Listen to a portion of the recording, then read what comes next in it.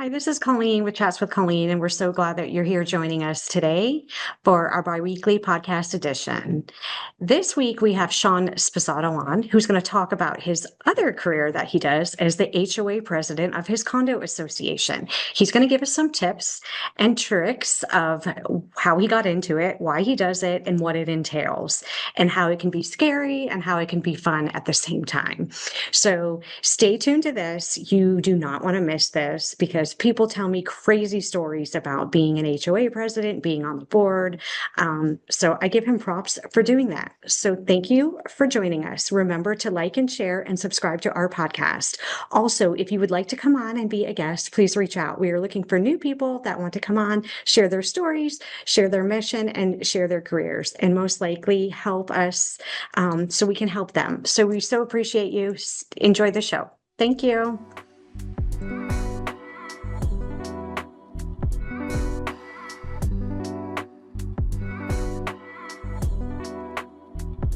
This is Colleen with Chats with Colleen. This is our biweekly podcast edition. We are here with Sean Sposato, my executive producer, and now we're going to talk about him being an HOA president, which is really unique, really crazy. I don't know why you would do that. So why did you want to become the HOA president? Yeah, so it really was not planned at all. I had just moved into I live in essentially a condominium association. I own a townhouse. I moved in, it was like February 2021. I was there for maybe like 2 months, and I was like, oh, my door is like old. The door that I bought the unit with, it was just old and beat up, and there was this crack the size of almost like half an inch underneath the door. You could literally almost look outside, which was crazy. And so I just changed the door, didn't think anything of it. And then within like a few weeks, I got this notice in the mail saying that I had essentially violated the terms of my living there because I did not apply for an ARB, an architectural review board. Mm-hmm. I didn't do that. I just did it, and you're not really supposed to do that. So essentially, I broke the rules, and I got a notice, and they were just like, please, submit one, and we can kind of move forward. And so I was really embarrassed, and I put together instantly. Went upstairs to my office, and I put together this like really nice PDF, essentially outlining like what I did in the process. And also it listed all the materials, and I just wanted it to like look professional because I was embarrassed more so. And I submitted this, and literally within like 2 days, I got a call from our property manager, and she was like, oh my gosh, like, I can't believe you put this together. And I said, well, I felt bad. Like I broke the rules. Yeah. And she's like, I have to, you're so well-spoken, and you seem very smart. And like, this is such a,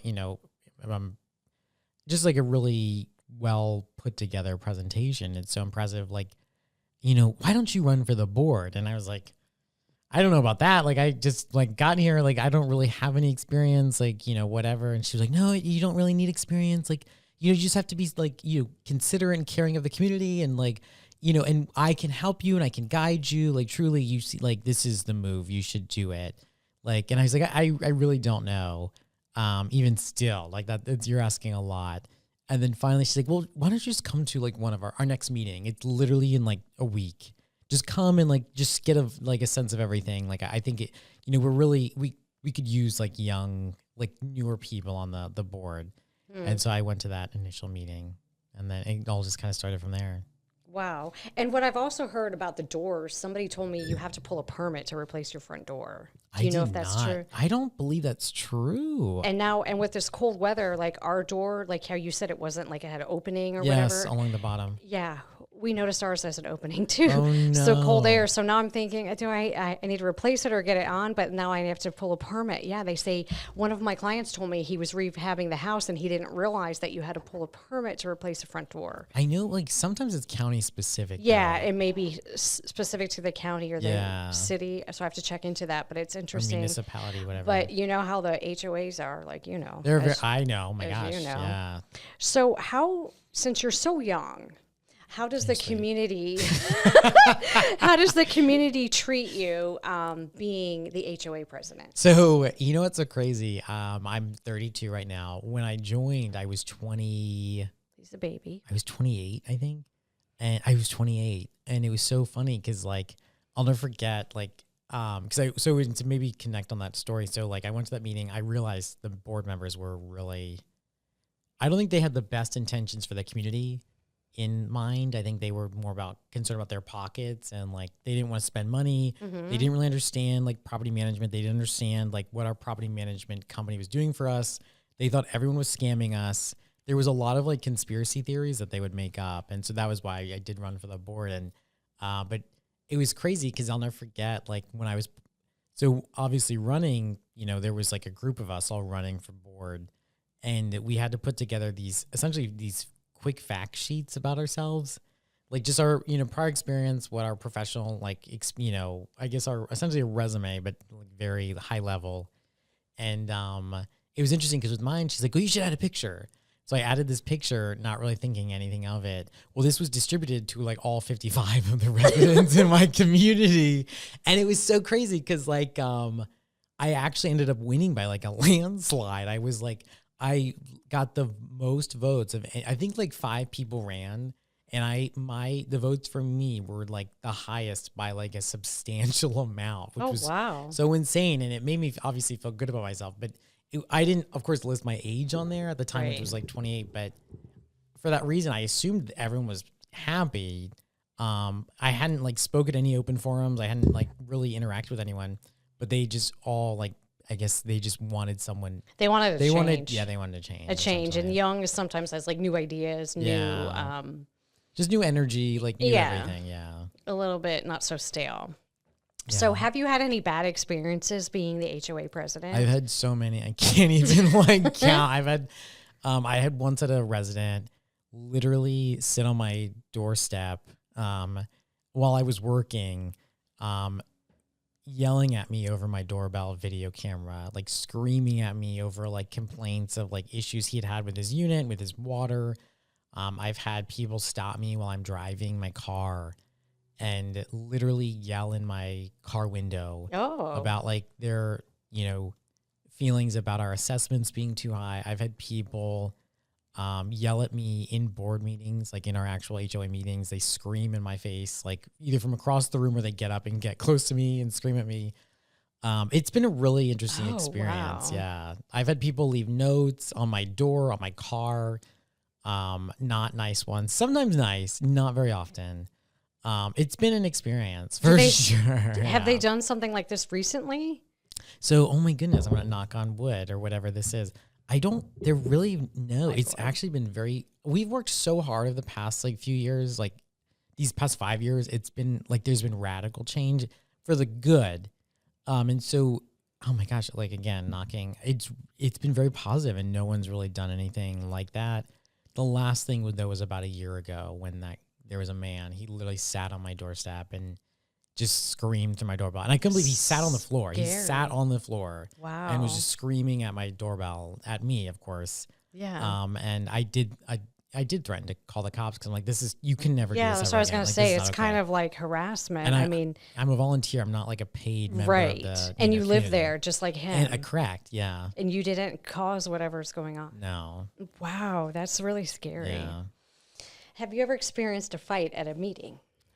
Verbal for sure. Like I'll never forget. It was so crazy. So I had just taken, this was actually the worst part of this whole experience, was like, I had just been named like president of the HOA because essentially this whole board got elected. I was part of it. No one wanted to be president. And I guess I had spoken so much already at like that event and that meeting and a few others. And so people were just like, oh, you're really good at speaking. Like you should be president. You do that. And so I got essentially just given the role because no one else in this new board wanted to do it. But quickly after that, we actually had another member who was newer to the community. Their mother was like the tenant and the son owned the actual unit. And he was a realtor. He was looking through our governing documents, and in these documents, he saw that we were actually improperly paying on our assessments, and he was not happy about it, and he made a formal complaint to our property manager. Well, when this kind of came to fruition, it was we all realized we were all not properly paying. We all thought it was an even distribution where everyone paid the same amount. where in reality, our documents were written so that it was actually based on percentage of ownership. And well, of course, like I lived in like a townhouse, which was like the largest unit. There was like 16 of ours. We were all not paying enough, and all of the smallest units were actually overpaying, and they had been for a while. And we did end up, we figured this out. We did fix it. But it was unfortunate because all these 16 homeowners, myself included, our HOA assessments went up drastically overnight. And that, I think it really caused an uproar. And so at the following meeting after this announcement came in, all of the, I guess coupon books were essentially, that's how people pay. They had already been distributed to all the residents. And that was when everyone had realized their assessments had been dramatically changed, whether it was a decrease or a substantial increase. And a few of the townhouse owners came and they just screamed. They were so mad, and they were like yelling. And there was one man who did actually kind of scare me. He was like a very large, grizzly man, and he was not happy.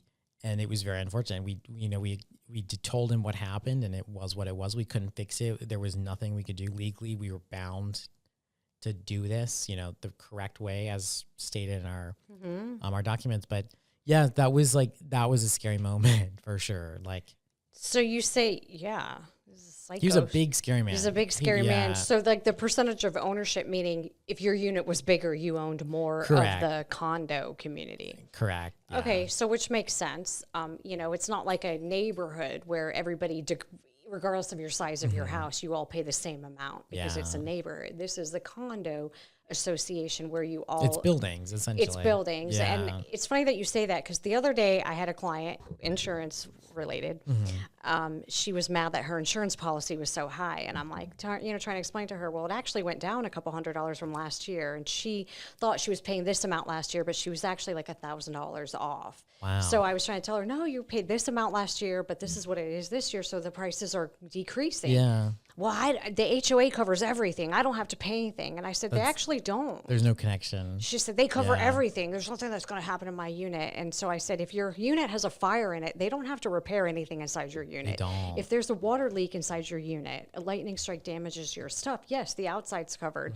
So it's really hard when people don't understand what it means to own a condo. Like the condo owns the outside. And so it's to keep it maintained and keep it in good working order, but you still own the inside. You do. The drywall in is all yours. And so explaining that to people, so this guy is mad, but you're saying, well, how is it fair if you own more? Like yours is bigger, you own a larger percentage. That is it. Like that is it. We owe more. And the way their documents, if their documents were written differently, then everybody pays the same, but that's not the case. Unfortunately, it was not. They are not all the same size. They were not, and they are not. We actually have 4 different styles of units. Oh, wow. And so I think it ranges from like as little as 1.3% all the way up to 2.31%, or it's like 2.31 or something. And I, of course, am in that, amount. And so when you look at our budget for the year, which of course is split up monthly, but you essentially pay that percentage of that total budget. So I think our budget's like $300,000. So like every month I pay that $300,000 split 12 ways because it's over the 12 months. And then I pay 2.31% of that amount every single month. And that it's kind of hard to wrap your head around that, but that is essentially how you kind of determine. Right. And so you have to pay because it's kind of like maintenance. So meaning you don't have to pay to do the lawn care. You don't have to pay to maintain the roof. You don't have to pay to do the painting and do like the outside maintenance building like a regular homeowner does. Correct. But you still have to maintain it. So it's kind of, that's where that comes into play as to what you're paying for and what it means. And it's like hard. Like you said, it's complicated. It is. And people, they just don't understand. No. And like when you try to explain it, I think it really does. It's confusing. It's confusing, but like sometimes it just feels like what you're saying goes in one ear and then out. It goes, and then but I also think if they're upset at that point, like they're not going to listen. No. So you can't really. There's no reasoning. There's no reasoning. They're not going to listen. They don't understand, and it's just all. It's a hot mess express. It's a hot mess, so it's not going to work. Have you ever had any like large liability issues as being a HOA president? Like anybody slip and fall outside and try to hold the association? Yeah. You know, it's so crazy. Oh my gosh, like knocking on the wood. I don't think so. Like we've really not had, Good. luckily, nothing like that has occurred. At least in the almost 5 years. Yeah. Oh my gosh, this month will be 5 years. Wow. I've never seen anything like that happen. That's good. So far we try to be proactive to, mitigate any risk in that way. But I don't think anything like that has occurred during my time, at least. That's good. That's good, community. because that is a big problem. Yeah. So, do you have any advice that you would give to somebody who wants to join their HOA, maybe on the board in some sort? Yeah, I guess, I feel like if you want, I just go to meetings, like see what's going on, truly, just to see what is actually happening in your community. Like if you live in a single family home community, it is a different structure, because your assessments, they're typically much smaller because it's more just like, landscaping and things similar. You're not actually trying to fund and maintain components of buildings or whatever. But even still, I think like if you live in a condo association, whether it's a high rise or whatever, I'm just seeing like what the money is going towards, getting a copy of the budget, seeing, I guess the bills, like as it relates to like, what you're paying monthly, even just for like, your pool maintenance or like your water usage, or if like your electric is a part of that. Just seeing all those things, because it is interesting, because I will say, like, obviously there are naturally, as you're like maintaining large properties, you're typically going to use the same vendors over and over again to, complete all these tasks. And sometimes you're going to get taken advantage of. And sometimes it takes months or even years to determine that you're overpaying for a service or whatever. And I think a lot of times, like when people are on the board, like, I think you're just so used to things just kind of being automatically paid or like kind of being taken care of for you. But when I've found when new members come in and they step up to take these positions within the board, they're typically the ones who are able to kind of like catch those things that like we're overspending here, or this could be done more efficiently or whatever. And so I think like, yeah, look, if you are someone who wants to join, I think that's a great way to approach it. Coming in and trying to just look for ways to better the community. But I definitely recommend like just going and experiencing the board and seeing what is up. Because even I will say, like when I started, like those first 2 meetings were terrifying because it was so poorly managed, and the people who were running the community, just did not care about the community at all. They were just concerned about keeping assessments low, and just getting us by, but not really properly funding us in the case of any catastrophic events, which unfortunately do happen just naturally when maintaining any property. Yeah. And so I think like, yeah, just being mindful of those types of things, I don't know if that answers that question. Forgive me. Yeah. And since, with that being said, since we're in the real estate market that for first-time home buyers or any home buyer, it's difficult for them to maybe find an affordable house. So a lot of them are turning to condos and townhomes. And then they have to always take into account what the association dues, The assessments, yeah. what the fees are per month, and then what the possible assessments could be. The special assessments, yeah. Yeah. Do you have any information about special assessments and why those happen? So for us, like that's such a great question. And a lot of people don't even consider this when looking at condos. But ultimately, especially in the state of Florida, ever since like Surfside and Miami, the state of Florida has really kind of brought the hammer down on condominiums just across the board. And if your property is over 3 stories, you are held to a different set of standards. Luckily, and typically they're more stringent when you're over 3 stories, because there's so much more risk and there's just so many more things that can happen. But for us, luckily, we are only 2 stories and below. And so for us, like it is a different set of standards that we have to abide by. But even still, for us, like we try to plan our annual budget to properly fund our reserves. And for those who don't even know what reserves are, that's essentially, it's like the largest bank account. Hopefully it's the largest bank account your community owns.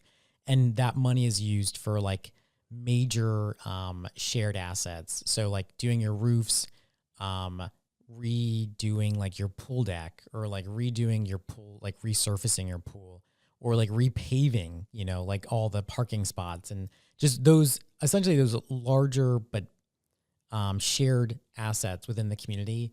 That is essentially how those things are paid for. No one's paying for those things. The shareholders, the residents, they are. And so when you're properly funded, typically you have enough money that your community as a whole is able to cover those expenses. Mm-hmm. But in certain predicaments, if you're not being properly funded, there is not enough money. And so when that happens, when there's not enough money in the community's reserves to pay for these shared assets, for the maintenance or even the replacement, that is when special assessments occur. And that's when you might get a bill for like $2,000 one month because building 2 needed a roof. Mm-hmm. And everyone's like paying for it. And it's so extreme, and it can come so harshly. But unfortunately, it's all of these things they're so integral. Like you just need it. It's not something you can just like pass off. And so I always recommend like having just really taking a look at your reserves. And now in the state of Florida, it's a requirement that every condo association is fully funded in this case, so that these things are all properly maintained. And not only are they properly maintained, but there is like an actual schedule, that looks at all these assets and the depreciating value. And this is actually all done through what's called a reserve analysis, where like a third party comes out and takes a look at all these depreciating but shared assets and gives you an estimation of their life expectancy when they might need to be replaced or, maintenance, the estimated costs based on the year in which it's determined they'll probably need to be replaced, and any inflation that might occur. And also from that, they're able to determine how much money you should have right now, or how much your community should be contributing every year to your reserve accounts. And so by being fully funded, and it's unfortunate sometimes because it can cost a lot of money. Yeah. I know there's like some associations where they've got their assessments and then they've got their reserve contribution, and they're actually separate. And so you have like, if you have a mortgage, your assessment, and then you have your reserve contribution on top of that. Oh, you might have to be paying that too? Correct. Every and month? So if it's like super large, yeah, because some of these like properties, they're just older and they were not managed well, like financially. And so they're trying to catch up now. And it's so hard because a lot of times they're hundreds of thousands of dollars under where they should be. And so they're like being forced to comply to get this money as quick as possible. And it's a lot. Like people, they literally can't afford to stay in some of their associations because of these, added expenses of like having to do this. And so yeah, it's a tricky thing, but I just recommend just making sure you're fully funded. Making sure they're fully whatever funded. It takes. And to I'm do assuming that. if they're working with a realtor or like a mortgage company, they would be able to get that information. Yeah. So legally, you are actually allowed to ask those questions. You're allowed to take a look at the reserves and their current funding. If there is a reserve analysis, you can request that information as well. My understanding, that's what I've been told more recently. And just take a look and see where this community is, how much money it has, how well it is funded. Because you'd be really surprised. Like even like the community I live in now, like I think it's from the 70s, but I've asked around and they've all told me like in the beginning they would each pay like $20 a month, which is nothing. Like what is that going to cover? Like they just, I think when homeowners take over these associations from like the builder, they don't always like really strategize the best ways to like just accrue money.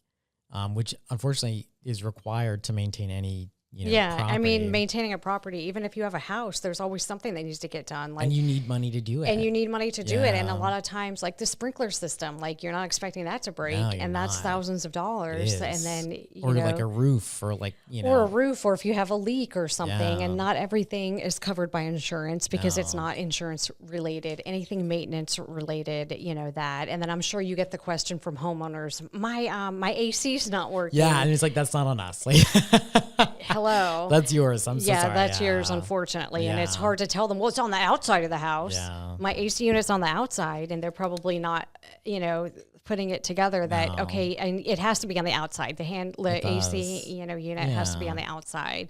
And then how do you handle like water leaks? Like, because there's a shared walls. Yes. So it just depends. Like for us, like it kind of goes back to what I said earlier about like, you are responsible from the drywall in. Mm-hmm. So unfortunately, like say your neighbor, a pipe bursts and the water seeps in to your unit from under like the wall, like your shared wall. Yeah. Like, unfortunately, you are responsible for any damage on your side. I know. And like, you can put in a claim to your homeowner's insurance, or you can just repair it out of pocket. And it's just like one of those things that I think just happens. Like, right. Things are going to happen. They are going to happen. And like, unfortunately, you are responsible for whatever happens on your end. Granted, like say like, a storm comes through and like tiles fly off the roof or like shingles, whatever. You're not responsible for that. The community is, because that is a shared asset that the whole community owns. So it's like you got to like pick and like, you got to like look at the benefits as well as the pros and the cons, I guess. Like right, of anything. Some things like the community will pay for, and it's not personally your responsibility. But there are unfortunately like things like that where like any water damage, if it does occur within your unit, it is on you. You got to fix it. And a lot of times they'll be like, oh, it was my neighbor's washing machine leaked and it caused a problem and it leaked into mine. Yeah. Okay, well then that may be a problem where they had liability, but it's still inside your unit. It is. And so it's kind of like it's just unfortunate. It's unfortunate, and things happen and, we have to be prepared for it. We do. Like even like one of my neighbors, he had a roof leak, which granted, like we all had a roof leak, but the leak specifically affected his unit. And, he had come to the board meeting. He's like, I don't understand. Like, you guys are going to pay for this, right? And he's like, well, we're going to pay to repair the roof so it no longer leaks and any interior damage within the actual roof. But like, unfortunately, any damage that occurred in your unit, that is your responsibility. And it's just like, that sounds so bizarre because it feels like it doesn't sound correct, but it is. Because like, it goes back to the drywall in being your responsibility. Right. And so that's why they need those condo policies for those units. Mm-hmm. That's why the mortgage companies, require them to get them at closing and maintain it. And they maintain them to have two policies, to maintain a HOA and their unit owners. Yeah. So they have the proper coverage in case something happens. Yeah. Because, it's not going to fix itself. And things happen. Yeah. It's properties, things get worn down, things get maintained, things happen over time, and it's an accident. It is, typically. So would you say being an HOA president is something that you feel fulfilled in and you enjoy? So I kind of, like it's crazy because like when I first like joined the board, we were so underfunded. We had all of these issues as far as like all of our roofs like were essentially needing to be replaced. We were having issues with just other elements as well that were not really being addressed. We were like overpaying on like a few of our like monthly services, like for maintaining the grounds. And, in the time I've been the president, like I was able to essentially pool our reserves. Like, so in the state of Florida, there's two different ways to fund your reserves. There's line item and pool. With a line item, each individual one of your components, like your roofing, your pools, like, your pipes, like I think there's like a bunch of them. Each one of these components, they're funded by line. And so like, say like you've got like 100,000 in roofing, but somehow you've like 200,000 in like your pool fund. Well, say your roofs need to be replaced, but your pool costs $120,000. Well, yeah, you've got like $300,000 between those two accounts, your pool fund and I'm pool being like your actual like pool in the ground, your swimming pool. But you only have $100,000 in your roofing. Well, you don't have enough money because you have a line item funding and you can't, without a community vote, you can't move those funds around. And believe it or not, it's actually remarkably difficult to get community votes on anything because no one typically wants to be involved, which is unfortunate as well, which I've learned that also while doing this job. But so during my time, we actually needed 2 roofs to be replaced. I think it was like estimated to be over $200,000 and we had the line item funding. We did not have enough money in our roofing budget for this. And so I was able to actually change our funding from line item to pooled, which enabled us to replace 2 of our roofs within our property, which was very exciting. In that time, I've also been able to continue working with our property manager and looking at our budgets to fully fund us to comply with state law. We actually just found out more recently we're going to be able to replace the roofs on our other 2 buildings, including my own building, within the next 2 years. And we're also going to be able to replace, unfortunately, like our external electrical boxes, like essentially the meter sockets. They've all gone bad because they're from the 70s. And we're going to be able to replace those as well this year. And it's all because of the fact that I've been working with granted, it's not all me, but it's a lot of me.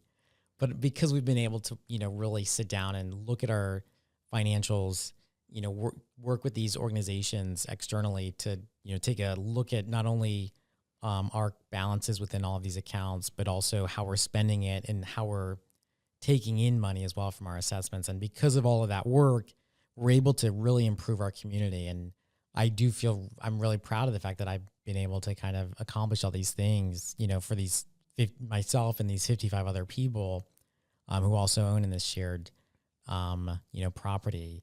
And I'm really actually very proud of that.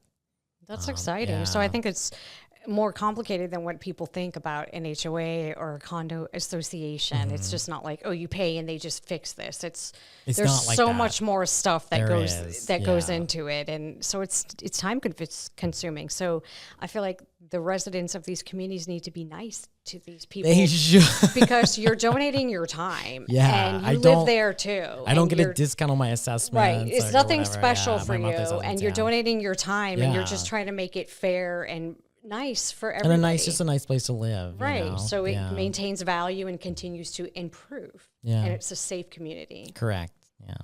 Well, that's super valuable information. Well, thank you so much. Again, thank you for your time. Yes. And this is Sean Sposato. He's the HOA of his community, HOA president of his community. He's also an executive producer of my podcast, my marketing liaison, and tons of other things. So reach out for any help that you need on your social media to him. Thank you. Thank you.